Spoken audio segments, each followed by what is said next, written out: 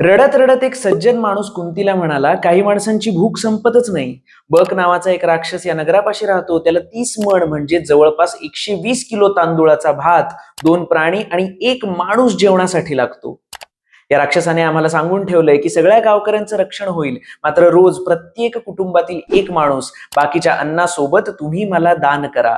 आज आम्ही रडतोय कारण आज आमच्या कुटुंबावर बकासुराला माणूस दान करण्याची वेळ आलीये. कुंतीला हे ऐकून खूप वाईट वाटलं. ती म्हणाली, तुमच्याऐवजी माझ्या एका मुलाला मी त्या राक्षसाकडे पाठवेन. आणि म्हणूनच भीम बकासुराचा वध करण्याच्या उद्देशाने तिथे पोहोचला.